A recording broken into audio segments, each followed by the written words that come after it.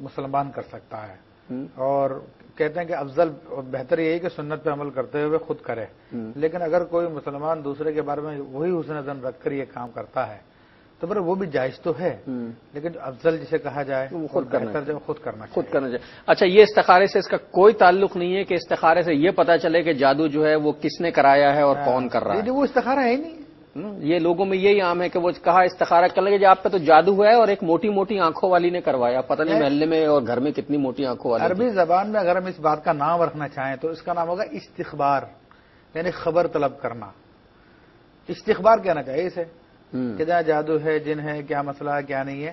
استخارے کا اس سے کوئی تعلق نہیں۔ ناظرین، یہ کانسیپٹ کلیئر کر لیجئے، استخارے کا بھائی اس سے کوئی تعلق نہیں ہے۔ استخارہ نیک آدمی، گناہگار، سب اللہ کے بندے ہیں۔ اللہ نیک آدمیوں کے، نیک افراد کی دعاؤں کو جلدی قبول کرتا ہے، لیکن گناہگار بھی اگر اپنے رب کے دربار میں کھڑا ہو جائے، اللہ سے توبہ استغفار کر کے استخارہ کرے تو اللہ تعالیٰ گناہگار کی بھی مدد، گناہگار کو رزق بھی تو دیتا ہے، وہ گناہوں کے باوجود اسے نوازتا بھی تو ہے، وہ گناہوں کو معاف کرنے والا۔ استخارہ خود کیا کریں تو زیادہ بہتر تھے۔ خیر مفتی صاحب، یہ جو ہماری بہن نے سرگودا والی ہیں، بھائی کی شادی پر وہ جو مکان کا مسئلہ ہو، پھر بھائی نے کہہ دیا کہ اگر میں اسٹامپ پیپر لکھ دوں گا، نہیں لکھوں تو تینوں طلاقیں ایک ساتھ واقع ہو جائیں، اور پھر اسٹامپ پیپر نہیں لکھا۔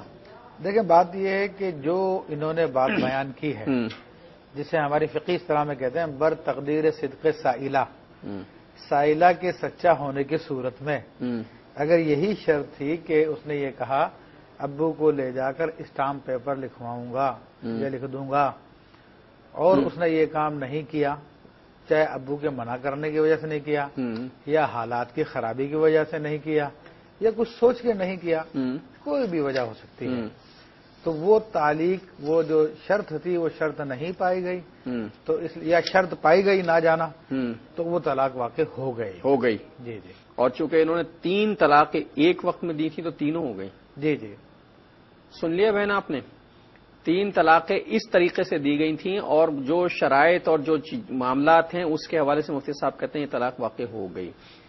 اور وہ جو مفتی صاحب کہتے ہیں کہ یہ طلاق واقع نہیں ہوئی، ممکن ہے کہ انہیں صحیح صورتحال نہ بتائی گئی۔ عموماً لوگ یہی کرتے ہیں کہ سوال میں ذرا سی تبدیلی کر کے اپنا مطلب کا جواب دینے کی کوشش کرتے ہیں۔ میں رضیہ صاحبہ ہیں، ان کی کال لیتا ہوں۔ السلام علیکم۔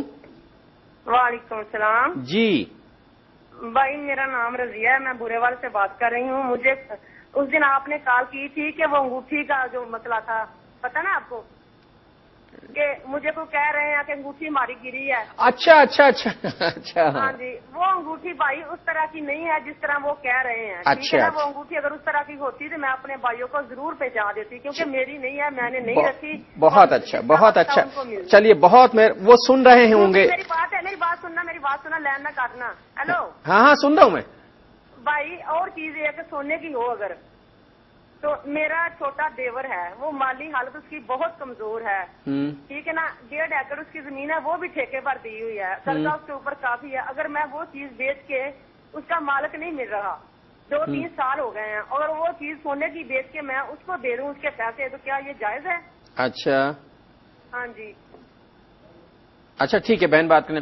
اور وہ اسلام آباد سے جو ہمارے بھائی صاحب نے ہمیں کال کی تھی انگوٹھی کے حوالے سے، آپ کی کال کا جواب آ گیا ہے۔ بہن کہتی ہیں جو نشانیاں آپ نے بتائی ہیں یہ انگوٹھی اتنی قیمتی اور ویسی نہیں ہے۔ انہوں نے بتایا تھا کہ وہ سونے کی ہے، اس میں ہیرا جڑا ہوا ہے، اس کی مالیت بہت زیادہ۔ بہن کہتی ہیں ایسا نہیں ہے، سونے کی انگوٹھی ہے، لیکن جو نشانیاں آپ بتاتے ہیں وہ نشانے نہیں۔ تو میرے بھائی اور بہن اگر آپ سن رہے ہیں جن کی انگوٹھی گم ہوئی ہے تو یہ وہ انگوٹھی نہیں ہے، اور یہ بہن نیک نیتی کے ساتھ اسے واپس کریں۔ مفتی صاحب یہ کہتی ہیں کہ اب وہ انگوٹھی جو ہے، ان کا دیور انتہائی غریب ہو چکا ہے، بہت پریشان حال ہے، کیا اسے فروخت کر کے اس کی مدد کر سکتی ہیں؟ دیکھیں، انتہائی غریب سے مراد اگر ایسا غریب ہے کہ اس کی ملکیت میں حاجت اصلیت سے زائد ایسی رقم نہیں ہے، اتنی رقم نہیں ہے جو 52.5 تولہ چاندی کی قیمت کو پہنچے، تو وہ شخص شرعی فقیر ہے۔ اور اگر ملکیت میں چیز تو ہے مگر وہ قرض میں محسوب ہے، جیسا کہ انہوں نے بتایا کہ قرضے میں جھگڑا ہوا ہے، تو بھی ایسا شخص زکوٰۃ کا اہل ہے، فقیر شرعی ہے، اور فقیر شرعی کو لقطے کا مال بھی دینا جائز ہے، دیا جا سکتا تو ہے۔ اب یہ اس انگوٹھی کو ڈائریکٹ دینا چاہیں یا بیچ کے دینا چاہیں تو اس کو دے سکتی ہیں۔ بہن یہ دے سکتی ہیں آپ، اب چونکہ اس کا مالک دستیاب نہیں ہے، یہ لقطے کا مال ہے، آپ کو پڑا ہوا اس کی ملا، طرف سے صدقہ ہے یہ۔ تو جس صاحب کی یہ انگوٹھی ہے ان صاحب کی طرف سے یہ اپنے دیور کو آپ صدقہ کر سکتی ہیں، اگر دیور میں وہ شرائط پائی جاتی ہیں جو مفتی صاحب نے بتائی ہیں، قرض میں جکڑا ہوا ہے، اس کے پاس اتنا نہیں ہے، وہ شرعی فقیر ہو گیا ہے، مطلب مال اس کے پاس اتنا نہیں ہے، تو یہ لقطے کا مسئلہ بھی ایسا ہے کہ آپ اس شخص کی طرف سے جس کی انگوٹھی آپ اپنے دیور کو صدقہ کر سکتی ہیں، یہ کام ہو سکتا ہے۔ اچھا مجھے اب یہ بتائیے کہ کھانے کے آداب پر بات ہو رہی تھی، ہمارے تو معاملات رہ جاتے ہیں بیچ میں۔ ہاں، اس حوالے سے میں عرض کر رہا تھا کہ نبی علیہ الصلوۃ والسلام کی سنت یہ کہ سیدھے ہاتھ سے کھانا پینا۔ پھر دوسری اہم بات یہ کہ کھانے کے دوران کتنی انگلیاں استعمال کرنی چاہیے، تو نبی علیہ الصلوۃ والسلام کا فرمان ہے کہ 3 انگلیاں استعمال کی، یہ والی بس، جی ہاں، اور 5 انگلیاں استعمال کرنا گنواروں کا طریقہ ہے۔ 3 انگلی اور 1 انگوٹھا؟ ہاں، اس میں عموماً 3 انگلی اور انگوٹھا، بلکہ 2 انگلیاں اور 1 انگوٹھا، یہ 3 ہو جائیں گے۔ اچھا، اور 5 انگلیاں استعمال کرنا گنواروں کا طریقہ ہے، یعنی ان پڑھ لوگوں کا، دیہاتیوں کا طریقہ ہے، جو نبی علیہ السلام نے ارشاد فرمایا، یعنی جو پڑھے لکھے مہذب نہیں ہوتے وہ لوگ۔ تو اس حوالے سے ہاں البتہ علماء فرماتے ہیں کہ لیکن اگر کوئی ڈش ایسی ہے کہ جسے 3 انگلیوں سے نہیں کھایا جا سکتا، چاول وغیرہ ہے، تو ان کو تو بہرحال آدمی 5 انگلیوں سے ہی کھاتا ہے، 4 سے کھا سکتے ہیں، تو بہت تکلف ہوگا اس میں۔ تو بہرحال یہ ہے کہ ان کو 5 انگلیوں سے بھی کھا سکتا ہے، ورنہ یہ ہے کہ عام روٹی 3 انگلی سے کھانا چاہیے، تو 3 انگلی سے کھانے کی کوشش کرنی چاہیے تاکہ نبی علیہ الصلوۃ والسلام کی سنت مبارکہ پہ عمل ہو جائے۔ اچھا، کھانا 3 انگلیوں سے کھانا چاہیے، بیٹھنے کی نشست کا طریقہ آپ نے بتا دیا کیسے ہونا چاہیے، کھانا کھانے سے پہلے دعا پڑھ لینی چاہیے۔ جی، اس کے علاوہ پھر یہ کہ برتن کے حوالے سے بات ہے کہ برتن کو جب انسان کھانا کھا چکے تو اس کے لیے سنت رسول اللہ صلی اللہ علیہ وسلم کی ہے کہ اپنی انگلیوں کو چاٹ لے اور برتن کو بھی چاٹ لے، اور حدیث کریمہ تو یہ بھی آتا ہے کہ خود نہیں چاٹتا تو کسی کو چٹوا دے، جو یعنی اس کی انگلیاں چاٹ سکتا ہو وہ کر دے، کیونکہ اس میں بھی کھانے کی برکت ہو سکتی ہے اور وہ کھانا انگلیوں میں جو لگے گا وہ پانی کے ساتھ بہ کے ضائع نہ ہو جائے۔ تو اس میں نبی علیہ الصلوۃ والسلام کی سنت مبارکہ تو یہ تھی کہ آپ علیہ الصلوۃ والسلام اپنی 3 انگلیوں کو جو ہے چاٹ لیا کرتے تھے اور چوس لیا کرتے تھے، بلکہ ایسا تھا کہ چوسا کرتے تھے تو سرخ ہو جاتے تھے۔ اور آج سائنٹیفک تحقیقات اس بات کو بیان کر رہی ہیں کہ انسان جب کھانے کے بعد اپنی انگلیوں کو چاٹ لیتا ہے تو اس کی انگلیوں سے ایسے انزائمز خارج ہوتے ہیں جو اس کو کھانے میں مدد کرتے ہیں، ہضم کرنے میں مدد کرتے ہیں۔ ذرا کھاریاں سے ارشد صابن سے بات کر لوں۔ السلام علیکم ارشد صاحب۔ السلام علیکم جی، کیسے ہیں آپ؟ سر میں ٹھیک ہوں، میری بیٹی آپ سے بات کرنا چاہتی، کوئی ذہنی ٹینشن میں ہے تو بتائیے۔ ہلو جی جی، میں تمینہ بات کر رہی ہوں جی۔ میری شادی کو ابھی 3 ماہ ہوئے ہیں تقریباً۔ اچھا، تو کیا ہوا تھا کہ ہم لوگوں میں ایک ایسی بات ہو گئی تھی جو میں ابھی بتا نہیں سکتی، کسی کو بھی نہیں بتا سکتی۔ چلو ٹھیک ہے۔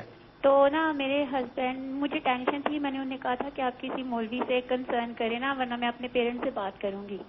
تو انہوں نے کنسرن نہیں کیا اور انہوں نے مجھے یہ کہا تھا کہ اگر تم نے اپنی امی یا اپنی آپی کو بتایا تو میری انسلٹ ہوگی، وہ میرے بارے میں کیا سوچیں گے، اگر تم نے بتایا تو میری تمہاری ختم۔ دوسری نیت نہیں تھی، بس اگر بتایا تو اگر تم نے بتایا تو میری تمہاری ختم، اچھا، مطلب کہ ناراضگی۔ لیکن میں نے پڑھا ہے، میں پڑھی لکھی ہوں اور یہ دینی مسئلے بھی سمجھتی ہوں، سارا کچھ میں نے کتاب میں پڑھا ہے، تو اس میں یہ تھا کہ اگر ایسا ہو جائے تو اس سے طلاق ہو جاتی ہے، لیکن آگے یہ بھی لکھا ہوا ہے کہ بشرطے کے شوہر کی نیت طلاق ہی ہو۔ سمجھ آئی سر؟ ہلو۔ تو اب مجھے یہ نہیں سمجھ آ رہی کہ انہوں نے مجھے ناراضگی کی وجہ سے کہا تھا کہ میری انسلٹ ہوگی، وہ دوسری بات نہیں تھی۔ اچھا، تو اب مجھے آپ بتا دیں کہ اس مسئلے کا حل کیا ہے؟ مسئلہ تو ایسا گمبھیر آپ نے بنا کے پیش کیا ہے۔ اصل مسئلہ یہ کہ کوئی ایسی معاملہ ہے جو آن ایئر میں ایک کام کروں سمینا، دیکھو سیدھا سا طریقہ یہ ہے کہ تم ہمیں ایک خط لکھ دو تفصیل سے اور اس میں ساری بات کانفیڈنس میں لے کے ہمیں لکھ دو، مفتی صاحب کو انشاءاللہ وہ خط ہم پڑھنے کے بعد ضائع کر دیں گے۔ لیکن یہ مسئلہ بڑا ٹیکنیکل ہے، اب ایسے نہیں بتا سکتے کہ جناب اس میں کیا مسائل ہوں گے، وہ کیا صورتحال تھی، اس نے کہ بعض معاملات ایسے ہو سکتے ہیں کہ جس کے نتیجے میں جو ہے علیحدگی یا خلا یا طلاق یا فسخ نکاح کی صورتحال پیدا ہو جائے، خدا نخواستہ اللہ نہ کرے آپ کے ساتھ ایسا ہو۔ ایک بات تو میں عرض کر دوں، جہاں تک اس جملے کا تعلق ہے میری تمہاری ختم، تو اس کو اگر یہ طلاق میں معمول کر رہی ہیں تو یہ غلط فہمی ہے، یہ تو نہیں، کیونکہ اس کا سیدھا مفہوم یہ ہے کہ میری تمہاری محبت ختم۔ نکاح تو مؤنث استعمال نہیں کیا جاتا، یہ بھی ہو سکتا ہے میری تمہاری ناراضگی ختم۔ ہاں، ناراضگی ختم، یہ بات ہے، تو وہ اس کو طلاق معمول نہیں کرنا چاہیے۔ پھر دوسری بات یہ کہ یہ کہنا کہ جناب کوئی ایسا کام کیا جس کی وجہ سے نکاح پہ اثر پڑ جائے، تو کوئی بھی ایسا کام نہیں ہوتا میری معلومات کے مطابق جس سے نکاح ٹوٹ جائے، الا یہ کہ کوئی کفریہ بات کر دے اس سے نکاح ٹوٹ جائے گا، یا طلاق دے دے تو اس سے وہ نکاح ختم ہوگا، ورنہ کسی فعل سے کتنا ہی قبیح کتنا ہی برا کیوں نہ ہو۔ ٹھیک ہے سمینا، بات سمجھ میں آئی۔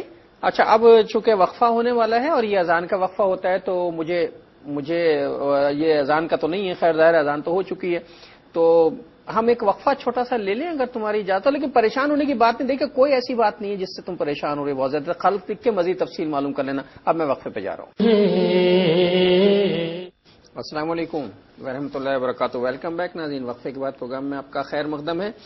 کھانے کے آداب پر بات ہو رہی ہے، وہ آداب پورے نہیں ہو پا رہے، آداب پورے ہوں تو پھر ہم کھانا کھانے کا کوئی بندوبست کریں۔ مفتی صاحب کیا معاملات ہیں؟ ہاں، پھر میں اور چند ایک اور باتیں عرض کروں کہ کھانے میں پھونک نہیں مارنا چاہیے۔ اچھا، کہ نبی کریم صلی اللہ علیہ وسلم نے کھائی جانے والی چیز اور پینے والی چیز میں پھونک مارنے سے منع فرمایا، اور آج سائنٹیفک تحقیقات اس بات کو ثابت کر رہی ہے کہ انسان جب پھونک مار رہا تھا اس کے اپنے جرمز جو ہے وہ اس میں چلے جاتے ہیں، اور پھر انسان اس کو پیتا تو پھر بیمار ہو سکتا ہے۔ اسی طرح ایک ادب یہ بھی ہے کھانے کا کہ جب لقمہ گر جائے تو اس کو گرا نہیں رہنا چاہیے، بلکہ اس کو صاف کر کے کھا لینا چاہیے۔ اور نبی کریم صلی اللہ تعالی وسلم کی ایک روایت کے مطابق تو جب انسان گرا ہوا لقمہ اٹھا کے کھا لیتا ہے تو اللہ تبارک و تعالیٰ اس کی مغفرت فرما دیتا ہے۔ اور جی، اور ایک روایت میں یہ آتا ہے حضرت معقل بن یسار رضی اللہ تعالیٰ کھانا کھا رہے تھے، صحابی رسول ہیں، سردار تھے اپنی قوم کے، تو ان کا لقمہ گر گیا تو آپ نے اٹھا کے کھایا تو کچھ لوگ ان کو کنکھیوں سے دیکھنے لگے، تو اس پر لوگوں نے کہا شاہی کے خلاف، ہاں کہ آپ سردار ہیں، لوگ آپ کو اس طرح سے دیکھ رہے ہیں، کہا ان جاہلوں کی وجہ سے میں رسول کی سنت چھوڑ دوں میں صلی اللہ تعالی وسلم؟ تو کہا میں نہیں چھوڑ سکتا اس سنت کو۔ تو آپ نے کسی کی پرواہ نہیں کی، نبی علیہ الصلوۃ والسلام کی سنت پہ عمل کیا۔ پھر کھانے کے آداب میں سے ایک یہ ہے کہ کھانا ٹھنڈا کر کے کھانا چاہیے، گرم کھانا نہیں کھانا چاہیے۔ مطلب ٹھنڈا کتنا ٹھنڈا؟ اتنا ہے کہ کھائے جانے کے قابل ہو۔ اچھا، ایک تو ہوتا ہے بالکل ایک ایسی چیز ہوتی ہے کہ جس کو گرم ہی یوز کیا جائے، چائے ہے، اب اس کو ٹھنڈا کر کے پیئیں گے تو شاید ہی کوئی چائے نہیں ہوگی پھر۔ لیکن اتنا اس سے مراد یہ ہوتی ہے کہ بعض ایسی ہوتی ہے جن کو درمیانی کھایا جا سکتا ہے۔ مطلب گرم سے مراد کیا یہ کہ جو تندور سے گرم یا توے سے گرم روٹی ہوتی ہے جسے ہاتھ بھی نہیں لگایا جا رہا ہے اسے کھا رہے ہیں؟ دیکھ وہ تو اس لیے بھی منع ہے کہ نقصان دہ ہے، وہ تو اس لیے بھی منع ہے کہ نقصان دہ ہے، لیکن عام طور پہ روٹی کو ٹھنڈا ہو تو اس میں ہوتا ہے کہ انسان کم کھاتا ہے، اور زیادہ گرم اگر روٹی ہے اس کو دیں گے اٹھا کے تو وہ ایک کھانے والا اس کو 2-3 کھا جاتا ہے، تو خوراک سے زیادہ کھا لیتا ہے، اور اس میں پھر برکت نہیں ہوتی۔ نبی علیہ الصلوۃ والسلام نے جو ارشاد فرمایا تو اس میں یہ کہ ٹھنڈا ہو تو وہ بہتر ہے برکت۔ لیکن آج کل ہم لوگ جینے کے لیے نہیں کھاتے ہیں، کھانے کے لیے جی رہے ہیں، تو اس لیے کہتے ہیں جتنا زیادہ مزیدار ہو جائے وہ کم، جتنا مزیدار ہو جائے، جتنا زیادہ ہو جائے، جتنا مل جائے کھا لو، ہاں جہاں سے مل جائے کھا لو۔ تو اگر فلسفہ تبدیل ہو جائے، فلسفہ وہ ہو جائے جو اللہ نے ہمیں فرمایا، جو حبیب علیہ الصلوۃ والسلام نے فرمایا، تو پھر انسان ٹھنڈا کر کے کھانا ہی پسند کرے گا۔ پھر یہ کہ کھانا جب انسان کھا چکے تو کھانے کی دعا پڑھے، اور کھانے کی دعا کئی دعائیں آئی ہیں حدیث شریف میں، لیکن ایک مختصر سی بتائیے۔ الحمدللہ الذی اطعمنا وسقانا وجعلنا من المسلمین، تمام تعریفیں اس اللہ ہی کے لیے ہے کہ جس نے ہمیں کھلایا، جس نے ہمیں پلایا اور ہمیں مسلمانوں میں سے بنایا۔ تو یہ دعا پڑھ لے تو اس کے بڑے فضیلت بھی ہے اور اللہ تعالیٰ کا شکر بھی ادا ہو جاتا ہے۔ ناظرین اس کو یاد کر لیجیے، بہت چھوٹی سی دعا ہے، کھانا کھانے سے پہلے کی دعا اور کھانا کھانے کے بعد کی دعا۔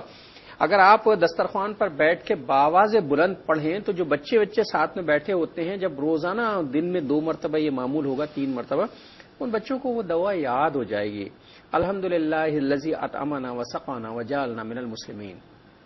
تو یہ ختم کرنے کی دعا ہے اور کھانے کی دعا مفتی صاحب جی مفتی مزید۔ پھر اس میں ایک خاص بات یہ ہے کہ انسان جب کھانا کھانے کے لیے بیٹھے تو جوتے اتار کے بیٹھے، یہ سنت رسول اللہ صلی اللہ علیہ وسلم کی، اور فرمایا کہ تمہارے لیے راحت کا باعث بھی ہے، تو اس میں یہ کوشش کی جائے سنت۔ اچھا، یہ جو ریسٹورانٹ وغیرہ میں جا کے کھانا کھاتے ہیں وہاں جو اس طرح کی ٹیبلیں ہوتی ہیں اور کرسیاں ہوتی ہیں تو وہاں تو جوتے لوگ عموماً نہیں اتارتے؟ ہاں بہرحال وہ تو سنت میں نہیں، اتارے تو جا سکتے ہیں، ہاں اتارے جا سکتے ہیں، اتارے تو جا سکتے ہیں جوتے، اس لیے کہ وہاں سے گم ہونے کا بھی کوئی خطرہ نہیں ہوتا، جوتے تو